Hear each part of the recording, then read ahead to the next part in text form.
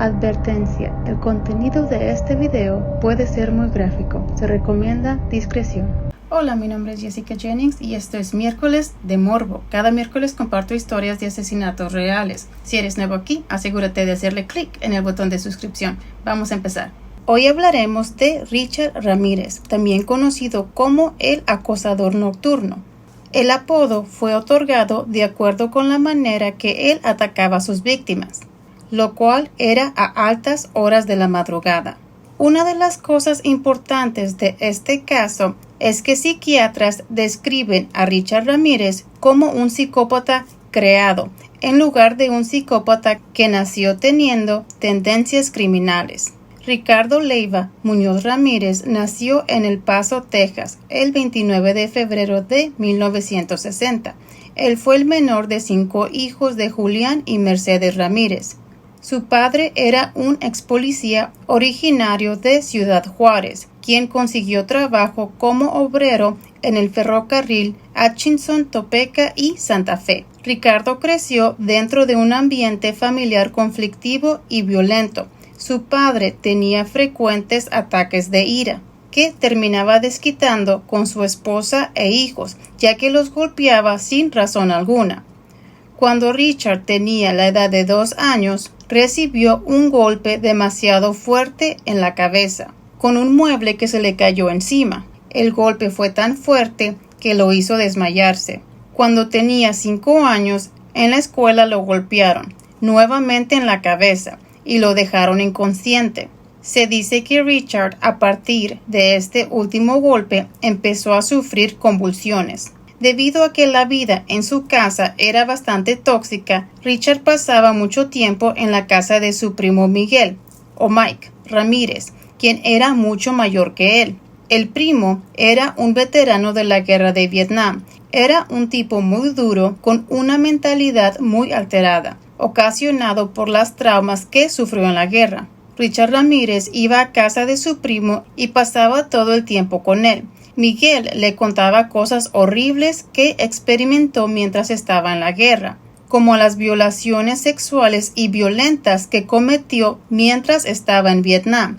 Incluso tenía fotos de él con una cabeza recién cortada, perteneciente a una mujer que él había violado y asesinado. Todo eso se lo mostraba a Richard, un niño de tan solo 10 años. Era tanta su inocencia a esa edad que Richard admiraba a su primo Mike.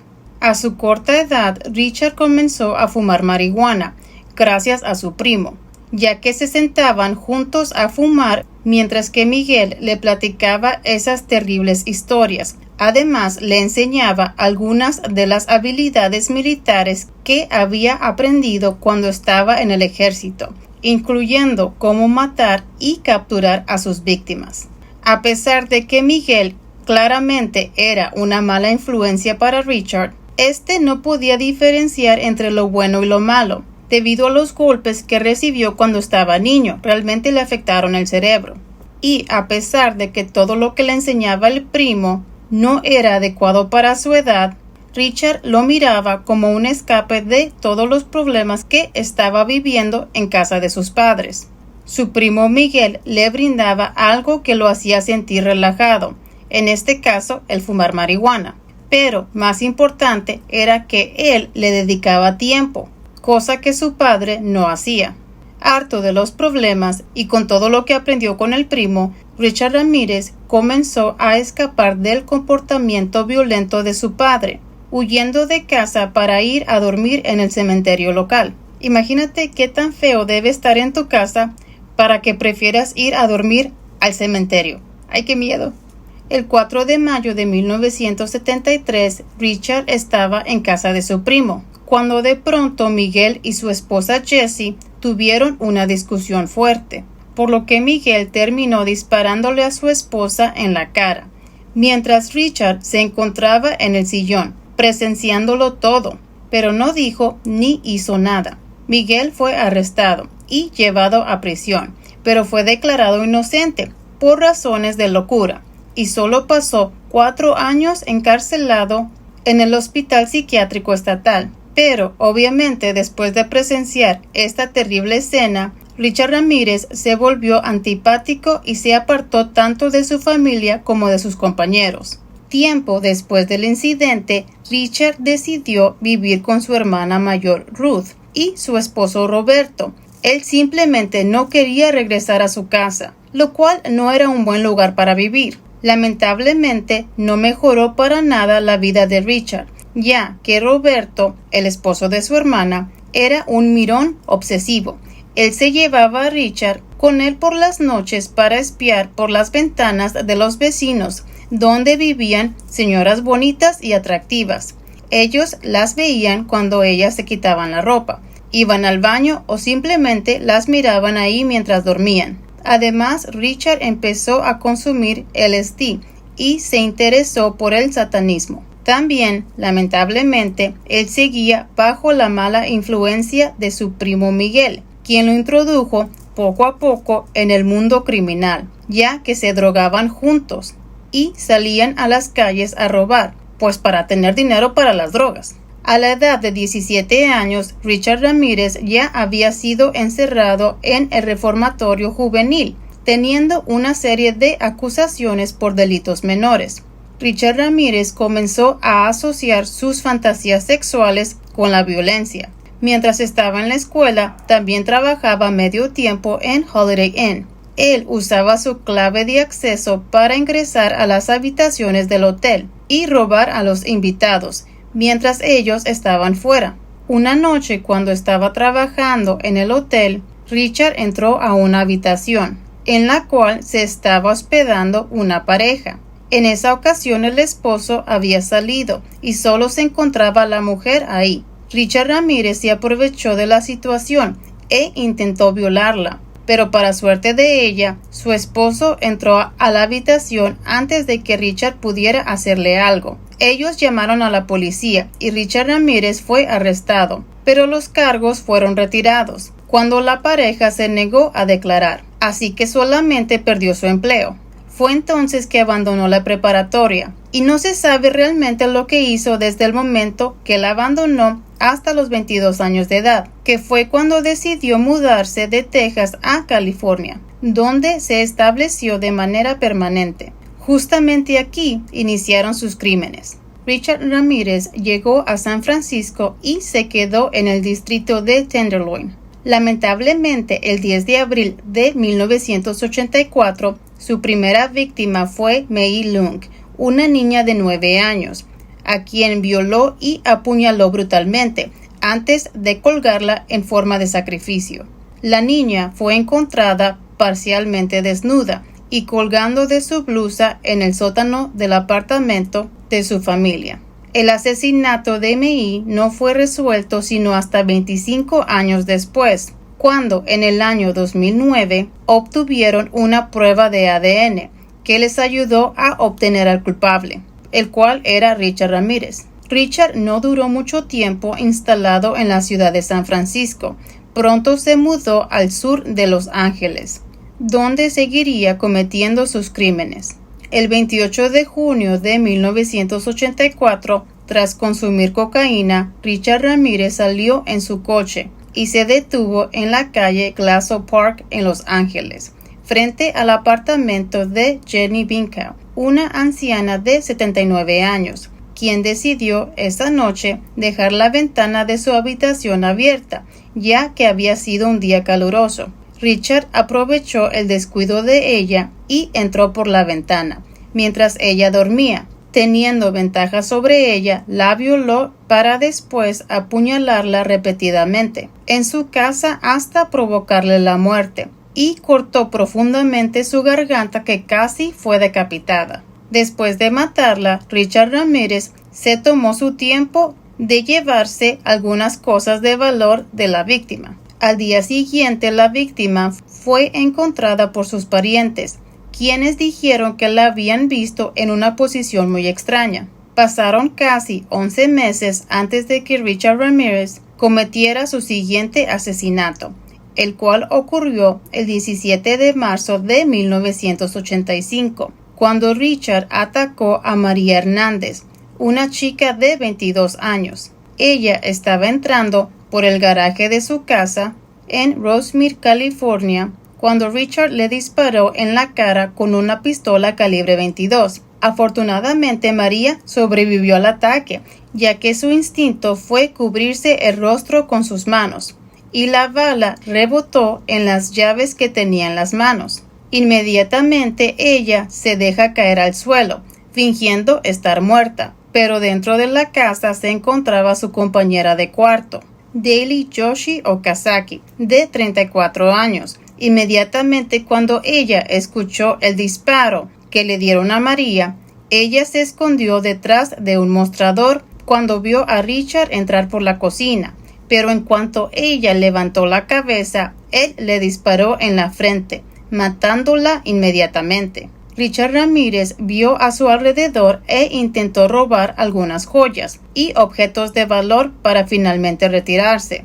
Al salir de la casa, se topó con María Hernández, ya que ella pensó que él iba a salir por la puerta del garaje, pero él salió por la entrada. Al verla con vida, él se asustó y ella le respondió: «Ya me disparaste una vez, ¿a poco me vas a disparar otra vez?».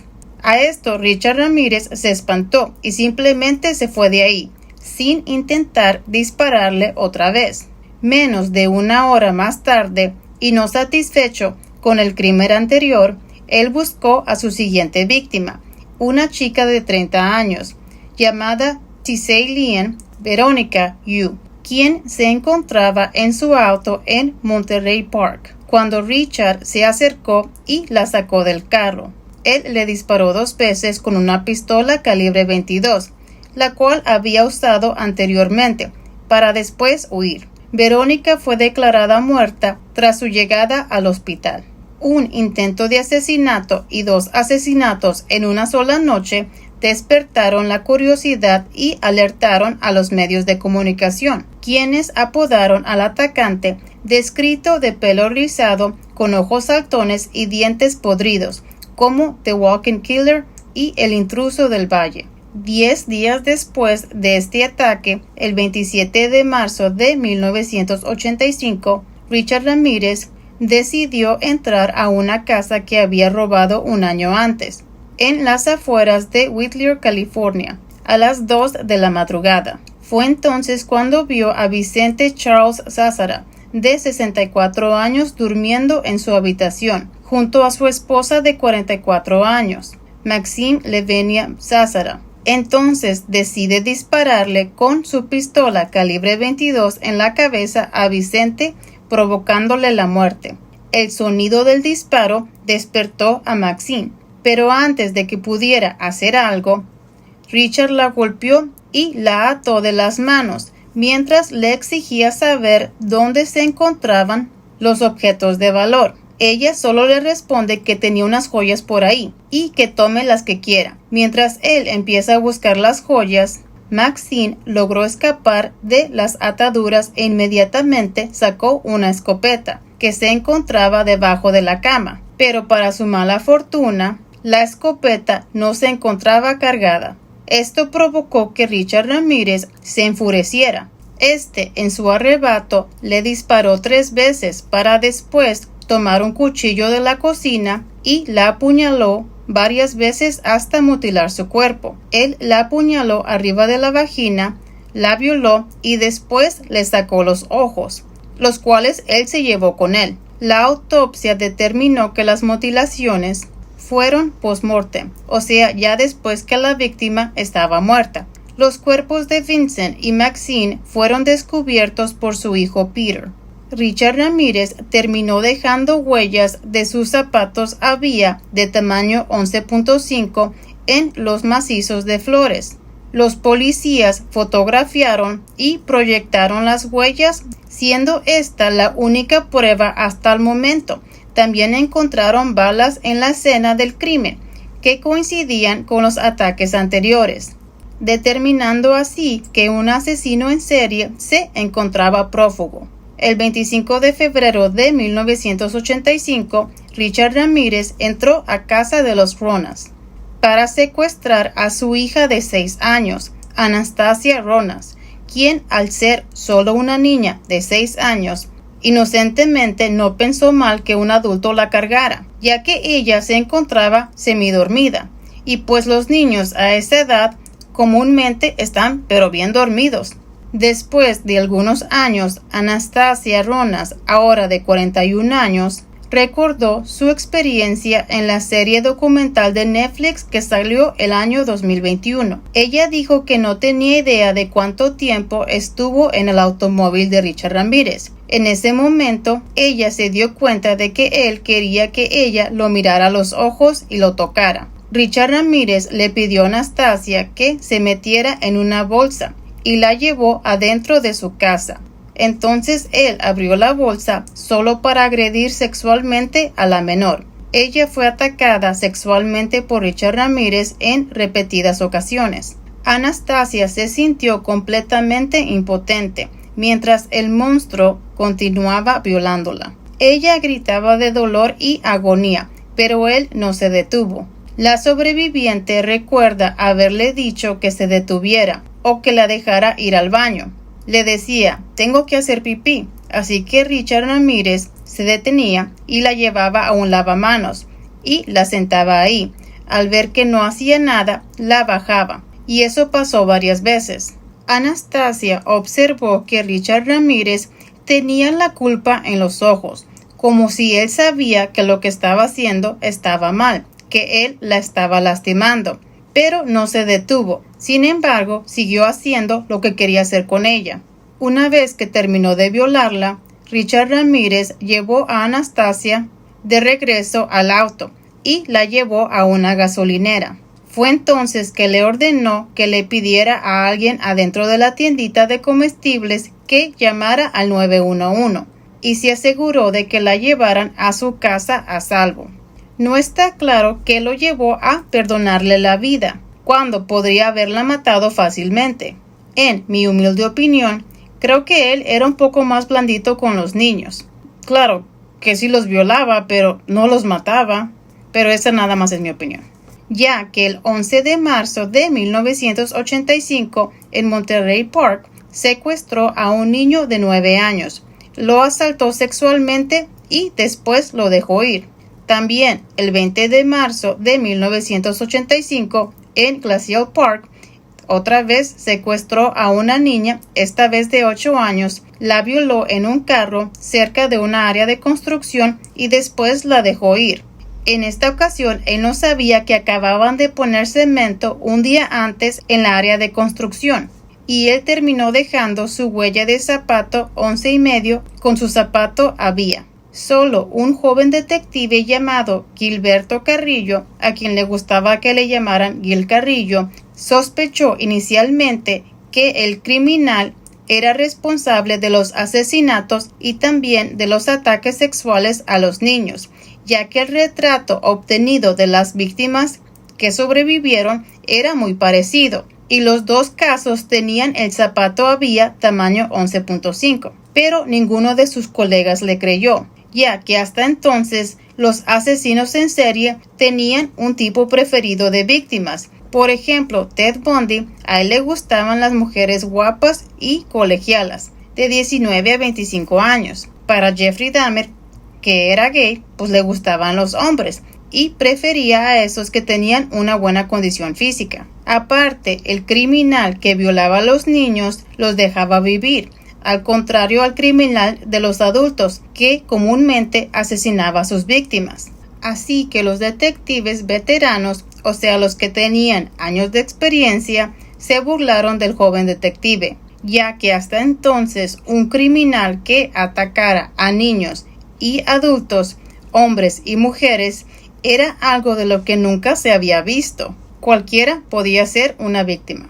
El 14 de mayo de 1985, Richard Ramírez regresó a Monterey Park, pero esta vez entró a la casa de Bill Doyle, un hombre de 66 años, quien cuidaba a su esposa discapacitada Lillian, de 56 años. Bill se encontraba en su dormitorio cuando Richard Ramírez entró.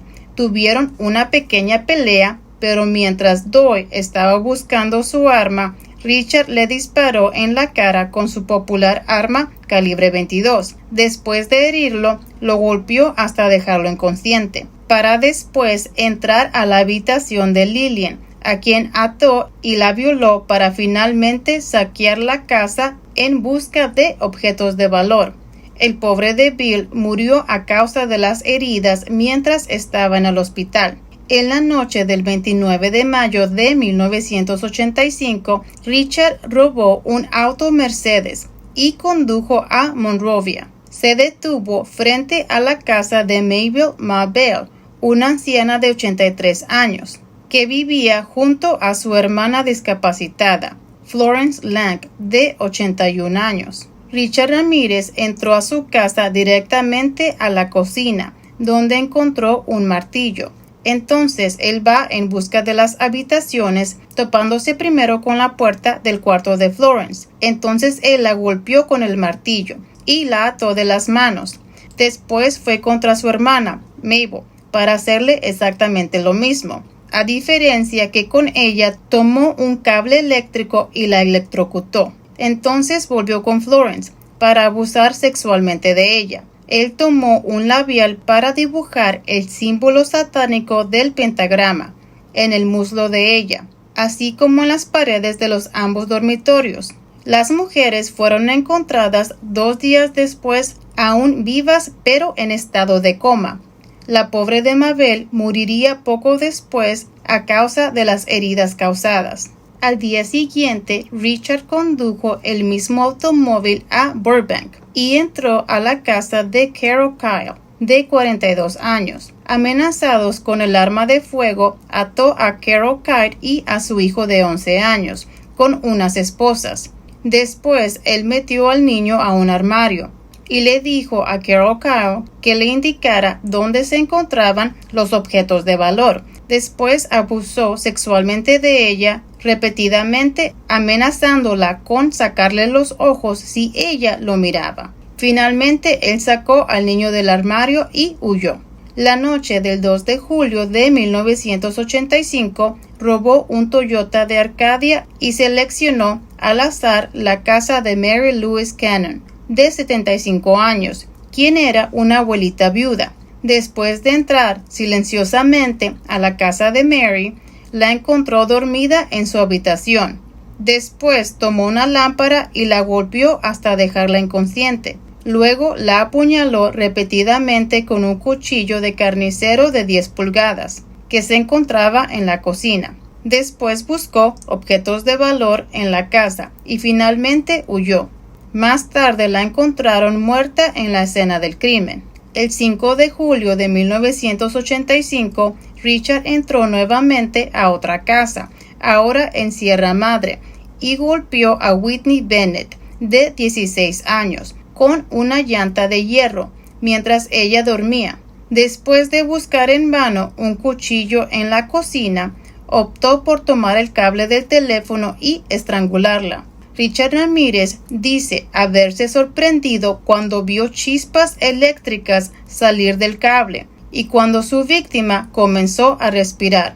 Fue entonces que él huyó de la casa, creyendo que Jesucristo había intervenido y había salvado a la niña. Por fortuna, Whitney sobrevivió, aunque requirió 478 puntas para cerrar las heridas de su cuerpo cabelludo. El 7 de julio de 1985, Richard entró a la casa de Joyce Nelson, de 60 años, en Monterey Park. La encontró dormida en el sofá de su casa. Decidió matarla a golpes, pateándola en la cabeza, lo que terminó dejando una clara huella de su zapato a vía en la cara de Joyce. Él estaba molesto porque Joyce no se dejó que la violara.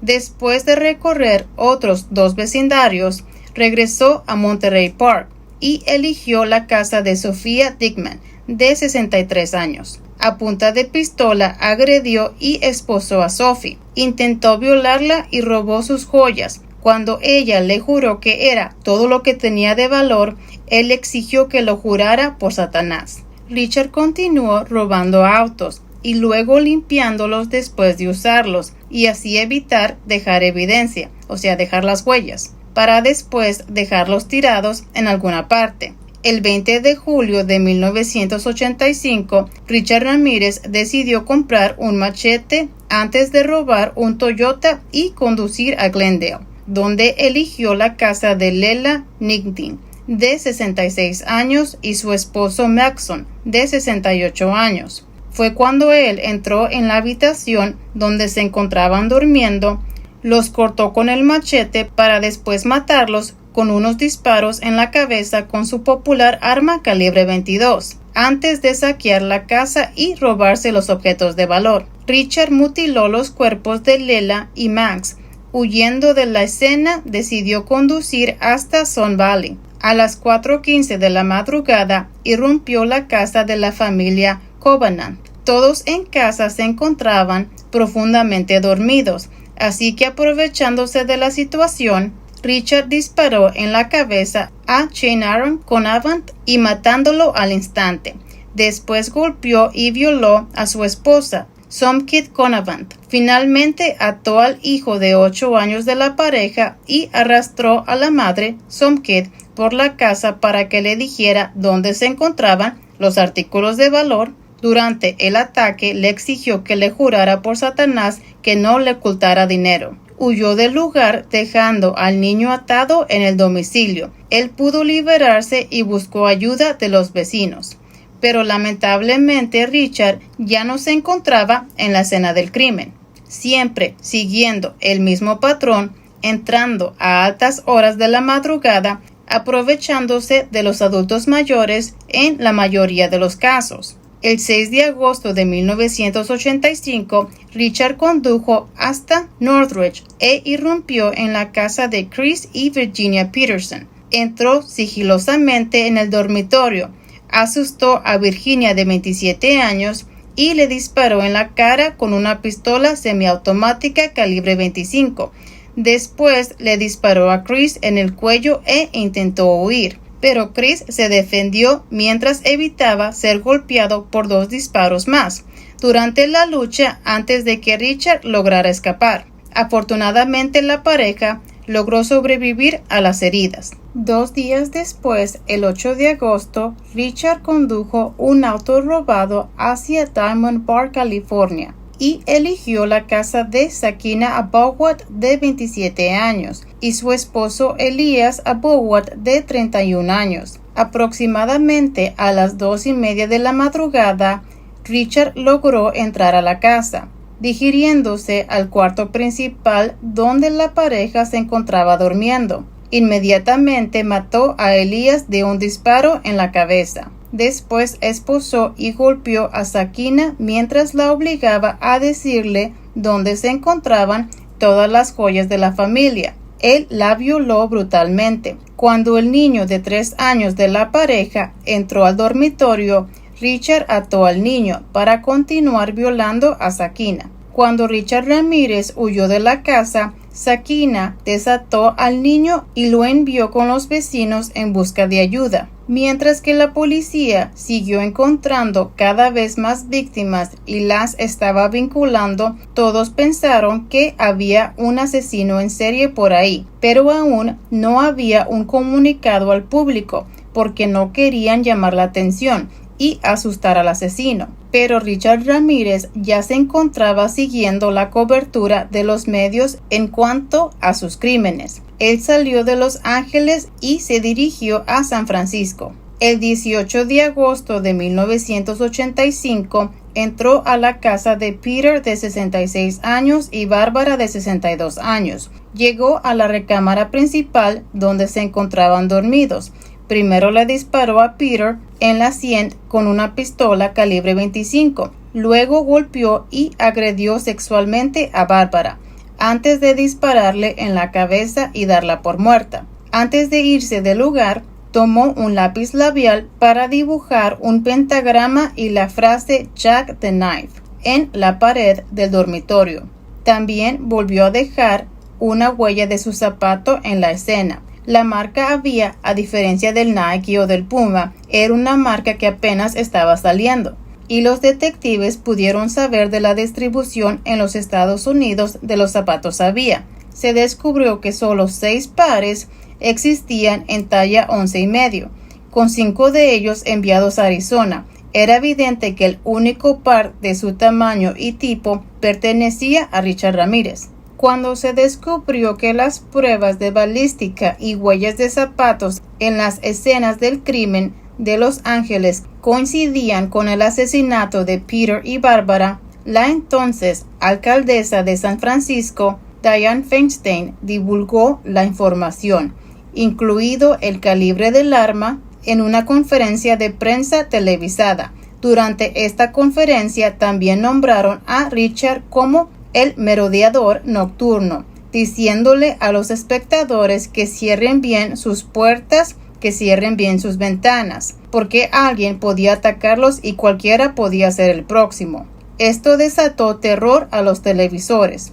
Esta filtración enfureció a los detectives en el caso, ya que sabía que el asesino estaría siguiendo la cobertura de los medios, lo que le dio la oportunidad de destruir evidencia, que era importante. Richard Ramírez, de hecho, estaba mirando la prensa, y al saber que sus zapatos lo estaban delatando, los dejó caer por el puente Golden Gate en San Francisco esa misma noche. Richard Ramírez permaneció unos días más en el área de San Francisco y más adelante, por alguna razón, regresó a la área de Los Ángeles.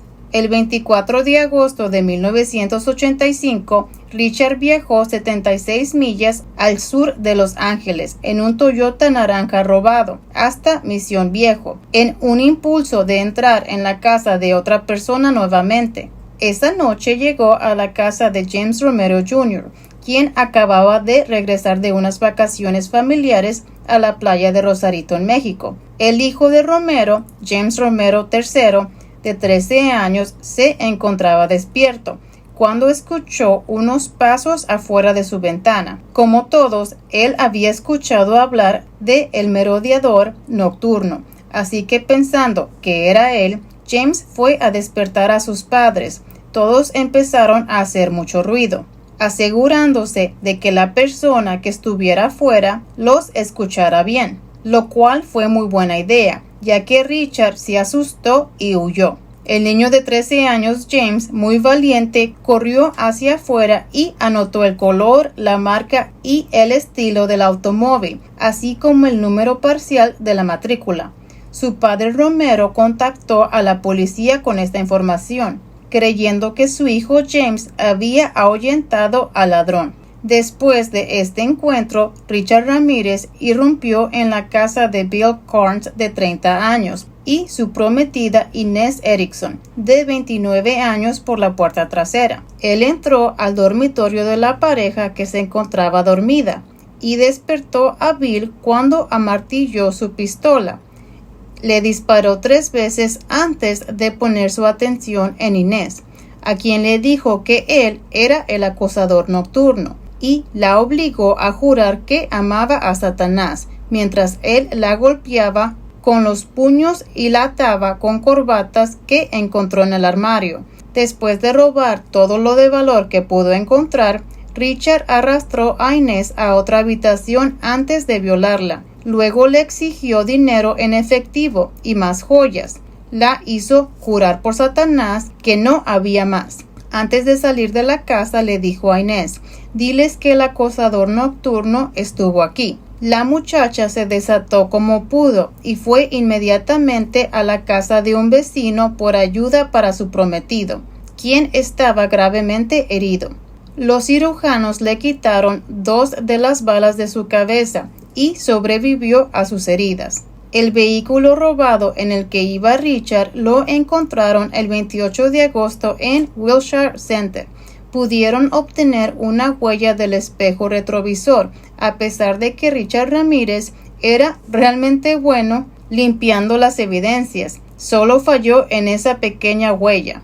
Los investigadores estaban emocionados porque la impresión de la huella les arrojó un nombre, por lo que ya tenían la imagen exacta de la persona que estaban buscando por mucho tiempo, quién era la persona responsable de cometer todo ese caos y cometiendo los terribles actos. Las huellas pertenecían a alguien llamado Richard Ramírez, un vagabundo de 25 años originario de Texas. Él tenía una larga hoja de antecedentes penales que incluía arrestos por infracciones de tráfico y drogas. El 29 de agosto de 1985, los detectives decidieron entregar a los medios de comunicación una foto policial de Richard Ramírez, de un arresto que tuvo en 1984 por el robo de un automóvil. El acosador nocturno finalmente tenía rostro. En la conferencia de prensa de la policía se anunció: "Sabemos quién es usted ahora, y pronto todos los demás lo sabrán. No habrá ningún lugar donde pueda esconderse". Hubo otra presunta víctima que fue asesinada el 27 de junio de 1985. Se trataba de Patty Elaine Higgins, de 32 años. Ella fue asesinada en su casa en Arcadia. El crimen no fue descubierto sino hasta el 2 de julio, cuando ella no se presentó a trabajar. Su atacante la había sodomizado, o sea, le penetró el ano, la estranguló y la degolló. Richard había sido acusado de asesinato y robo en relación con el asesinato de Patty Higgins. Sin embargo, los cargos en su contra en este caso finalmente se retiraron debido a la falta de evidencia física concreta que vincule el asesino de Patty Higgins con los crímenes del acosador nocturno. El 30 de agosto de 1985, Richard decidió tomar un autobús a Tucson, Arizona, para visitar a su hermano, sin saber que se había convertido en la historia principal de prácticamente todos los periódicos y noticiarios más importantes de California. Al no poderse encontrar con su hermano, él regresó a Los Ángeles, California. La mañana del 31 de agosto pasó junto a los oficiales que vigilaban la terminal de autobuses, con la esperanza de atrapar al asesino en caso de que él intentara huir de la ciudad. Los oficiales esperaban verlo huir de la ciudad, no regresar a la ciudad como él lo estaba haciendo. Al verlos, Richard Ramírez de volada entró a una tiendita de comestibles, pero al notar que un grupo de ancianas lo identificaban con temor como el asesino, Richard Ramírez miró hacia arriba y ve un estante de periódicos con cada uno de ellos con su foto en la portada. Esto lo conduce al pánico total y sale corriendo de la tienda. Después de correr por la autopista Santa Ana, detuvo a un auto que conducía una mujer. Trató de secuestrarla, pero unas personas que venían conduciendo disminuyeron su velocidad para acercarse y evitar que se saliera con la suya. Habiendo fallado su intento, huyó. Después de saltar varias vallas e intentar 2 robos de autos más, finalmente fue detenido por un grupo de ciudadanos, uno de los cuales lo había golpeado en la cabeza con una barra de metal en la persecución. El grupo sujetó a Richard Ramírez y lo golpeó sin descanso hasta que llegó la policía. Ya casi se lo comían vivo, ya que eran tantos los crímenes que él había cometido. Richard Ramírez llevaba 167 días aterrorizando a la gente de Los Ángeles y San Francisco desde su ataque del 17 de marzo de 1985 de María Hernández, Daily Yoshi Okazaki y Verónica Yu. Richard Ramírez finalmente fue arrestado y encarcelado, esperando su cita en la corte. La selección del jurado para el juicio comenzó el 22 de julio de 1988. En su primera aparición para el tribunal, delante de la prensa, levantó la mano con un pentagrama dibujado y gritó frente a la cámara: "Hail Satan", como que viva Satanás. El 3 de agosto de 1988, Los Angeles Times informó que alguno de los empleados de la cárcel escuchó por casualidad que Richard planeaba dispararle al fiscal con un arma, ya que presumía que iba a meter de contrabando un arma en la sala del tribunal. Hasta decía cómo iba a ejecutar su plan. Por esto se instaló un detector de metales en el exterior y se realizaron búsquedas intensivas a las personas que iban ingresando. el 14 de agosto, el juicio fue interrumpido porque Phyllis Singletary, uno de los miembros del jurado, no llegó a la sala del tribunal. Más tarde ese mismo día la encontraron muerta a tiros en su apartamento. El jurado estaba aterrorizado, preguntándose si Richard Ramírez de alguna manera había dirigido este evento desde el interior de su celda, y si había manera de que él podría comunicarse con otros miembros del jurado, por lo que ahora ellos temían por sus vidas. Sin embargo, se determinó que él no fue el responsable de la muerte de Singletary, ya que ella fue asesinada a tiros por su novio, quien luego se suicidó con la misma arma en un hotel. La mujer miembro del jurado que fue asesinada terminó siendo reemplazada por otra mujer de nombre Cindy Hayden, quien estaba encaprichada, enamorada y obsesionada con Richard Ramírez. A él obviamente le encantaba eso, porque pensaba que con ella podía tener la oportunidad de tener un jurado en desacuerdo. Así que él se aseguraba de mirarla a los ojos cuando estaba en la corte. Pero ella fue despedida poco después, ya que le horneó un quequito con la frase "te amo" y se lo entregó a Richard. Durante su juicio, las mujeres acudían en masa a la sala del tribunal, solo para echarle un vistazo. Todas le echaban los perros, como si se tratara de un actor famoso. Incluso muchos de las fans creían que él era inocente, aunque la evidencia decía lo contrario. Hubiese sido otra su infancia, a lo mejor hasta actor hubiera llegado a ser el hombre, ya que todos los medios de comunicación estaban mostrando la foto de Richard Ramírez por todas partes.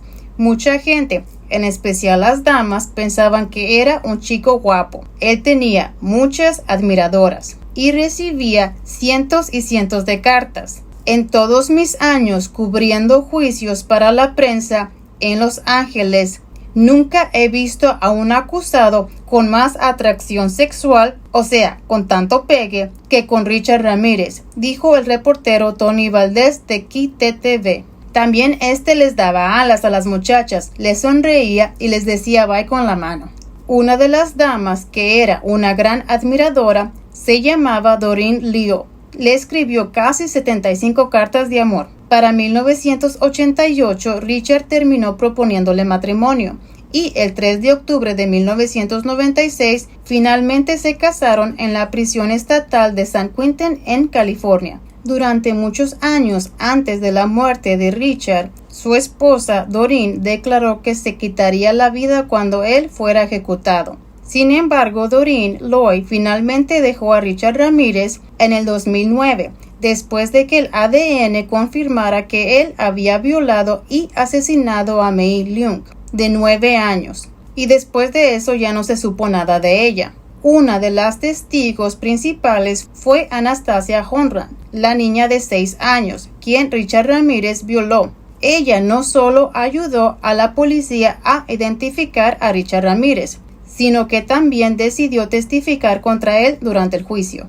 El 30 de septiembre de 1989, Richard Ramírez fue condenado por todos los cargos: 13 cargos de asesinato, 5 intentos de asesinato, 11 agresiones sexuales y 14 robos. Durante la fase de sanción del juicio, el 7 de noviembre de 1989, fue sentenciado a morir en la Cámara de Gas de California, lo cual recientemente ya no se realiza. Richard Ramírez dijo a los periodistas después de la sentencia de muerte: "Gran cosa, la muerte siempre iba con el territorio. Nos vemos en Disneylandia". El juicio costó $1.8 millones, lo que en ese momento lo convirtió en el más caro en la historia de California. El 7 de agosto del 2006, la primera ronda de apelaciones estatales de Richard Ramírez terminó sin éxito, cuando la Corte Suprema de California confirmó sus condenas y sentencia de muerte. Un mes después, el 7 de septiembre del 2006, la Corte Suprema de California le negó su solicitud de una nueva audiencia. Richard tenía otras apelaciones pendientes hasta el momento de su muerte. Después de haber estado sentado en el corredor de la muerte durante más de 23 años, Finalmente, Richard Ramírez murió de complicaciones secundarias a cáncer de sangre en el Hospital General de Marin en Green Bay, California, el 7 de junio del 2013. Él murió a la edad de 53 años. Hay algunas películas muy populares basadas en la historia de los asesinatos de Richard Ramírez. Las más actuales son The Night Stalker, una película del 2016. Su historia también apareció en la 5ª y 9ª temporada de American Horror Story, con el actor Zach Villa. También existe un documental que salió en el 2020 llamado Just a Guy, solo un tipo, que habla sobre Richard y la correspondencia que recibía de las mujeres. Y el más reciente, un documental lanzado por Netflix en el 2021 llamado Night Stalker, The Hunt for a Serial Killer. Sin duda, todas las cosas que pueden envenenar el alma de un niño inocente fueron parte de la niñez de Richard Ramírez, lo cual terminaron por crear a un adulto con la capacidad de cometer actos horribles e impactar a tantas personas, ya que no solo las víctimas fueron afectadas, sino también sus familiares. El día que él fue capturado, todo California finalmente pudo descansar en paz. Y así terminamos la historia de Richard Ramírez. Me gustaría saber qué opinan de este caso. Por favor, regálenme un like y no se les olvide hacerle clic en el botón de suscripción para vernos el próximo miércoles. Bye.